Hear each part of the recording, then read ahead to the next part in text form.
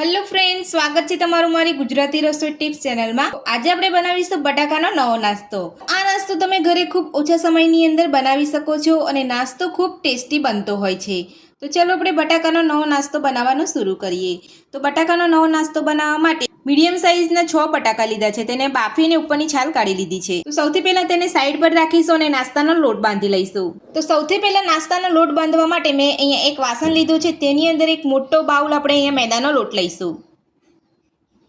તો મેદાનો લોટ લીધા પછી હવે આપણે તેની અંદર નાની અડધી ચમચી જેટલો અજમો લઈશું। તો અજમો આપણે અહીંયા હાથેથી ક્રશ કરીને લઈશું। સાથે જ સ્વાદ પ્રમાણે મીઠું ઉમેરીશું। સાથે 3 ચમચી જેટલું મોણ ઉમેરીશું। તો મેં અહીંયા તેલનું મોણ લીધું છે। જો તમે અહીંયા ઘીનું મોણ લેવા માંગતા હોય તો એ પણ લઈ શકો છો।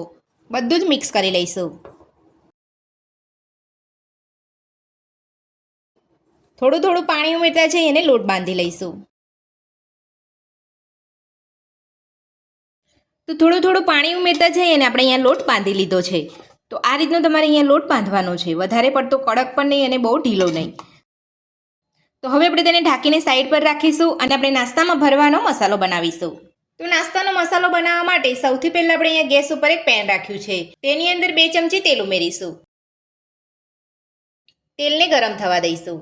તેલ આપણું અહીંયા ગરમ થઈ ગયું છે। તો હવે આપણે તેની અંદર નાની અડધી ચમચી રાઈ ઉમેરીશું। સાથે જ નાની અડધી ચમચી જીરું ઉમેરીશું। મીઠા લીમડાના પાન ઉમેરીશું। 2 ચપટી હિંગ ઉમેરીશું।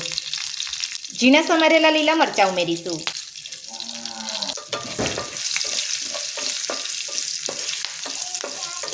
વઘારને સરસ સાતળી લઈશું। સાથે ઝીણી સમારેલી ડુંગળી ઉમેરીશું।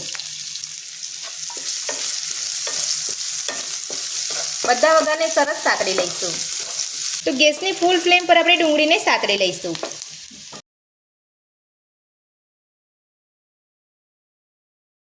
તો ડુંગળી આપણી અહીંયા સતળાઈ ગઈ છે। તો હવે આપણે જે બાફેલા બટાકા લીધા હતા તેને છીણી લઈશું।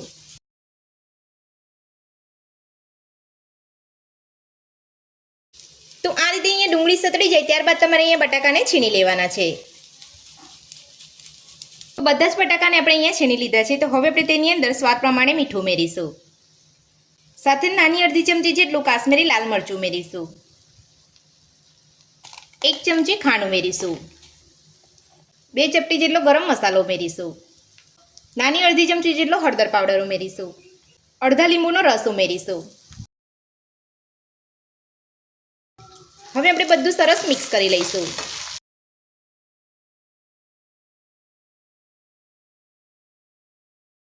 તો બધા જ મસાલા ઉમેરીને આપણે અહીંયા સરસ મિક્સ કરી લીધું છે। તો હવે આપણે તેની અંદર ઝીણા સમારેલા લીલા ધાણા ઉમેરીશું। ધાણા ઉમેરીને બધું સરસ મિક્સ કરી અને આપણે ગેસની ફ્લેમ બંધ કરી દઈશું।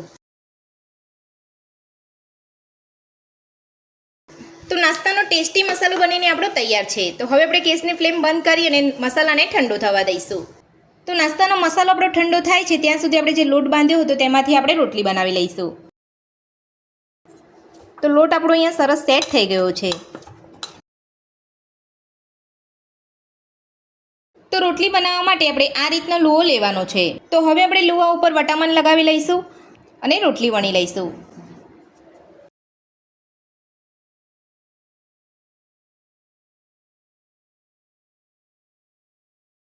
નાસ્તાની રોટલી આપણે અહીંયા વણી લીધી છે। તો તમારે આ રીતની રોટલી તમારે અહીંયા વણવાની છે। તો હવે આપણે ચારે બાજુથી કટ કરી અને આપણે ચોરસ આકાર આપી દઈશું।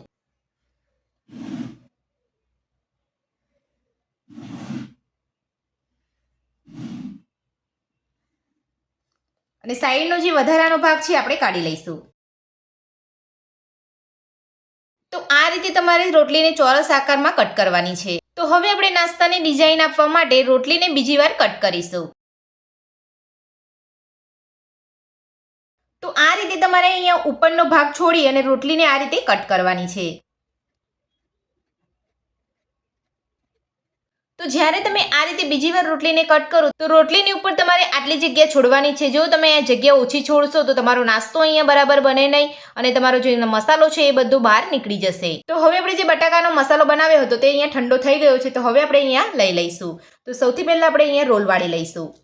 તો આ રીતનો આપણે અહીંયા મસાલાનો રોલ વાળી લેવાનો છે।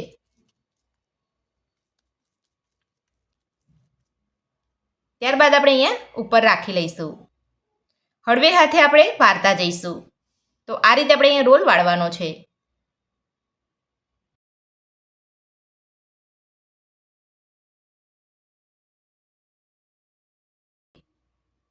તો આ રીતે રોલ વાળ્યા પછી હવે આપણે જે આ કિનારી છે તેને દબાવી દઈશું. તો હળવે હાથે દબાવી દઈશું એટલે આ કિનારી અહીંયા ખુલે નહીં.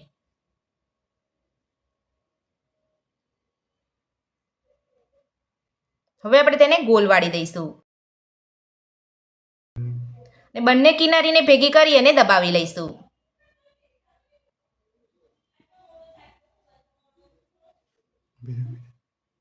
તો આ રીતનો શેપ તમારે નાસ્તાનો આપવાનો છે અને તમે જોઈ શકો છો નાસ્તો દેખાવમાં એકદમ સરસ દેખાઈ રહ્યો છે.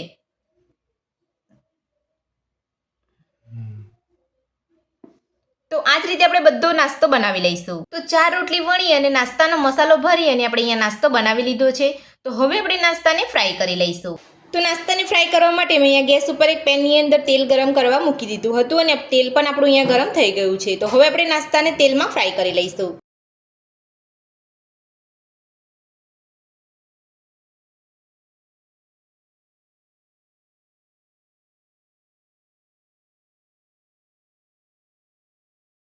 તો હવે આપણે નાસ્તાને ગેસની મીડિયમ ફ્લેમ પર ફ્રાય થવા દઈશું.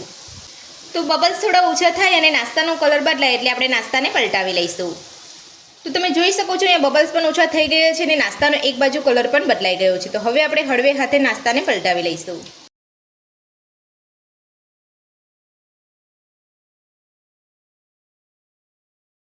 આ રીતે બંને બાજુ પલટાવતા જઈ અને નાસ્તાને ફ્રાય કરી લઈશું.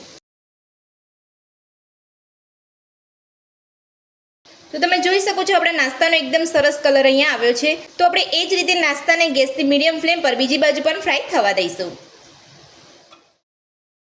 હવે આપણે નાસ્તાને બીજી બાજુ પલટાવી અને ચેક કરી લઈશું અને તમે જોઈ શકો છો બીજી બાજુ પણ એકદમ સરસ અહીંયા કલર આવ્યો છે અને નાસ્તો આપણો બંને બાજુ ફ્રાય થઈ ગયો છે. તો નાસ્તો આપણો બંને બાજુ ફ્રાય થઈ ગયો છે. તો હવે આપણે કાઢી લઈશું.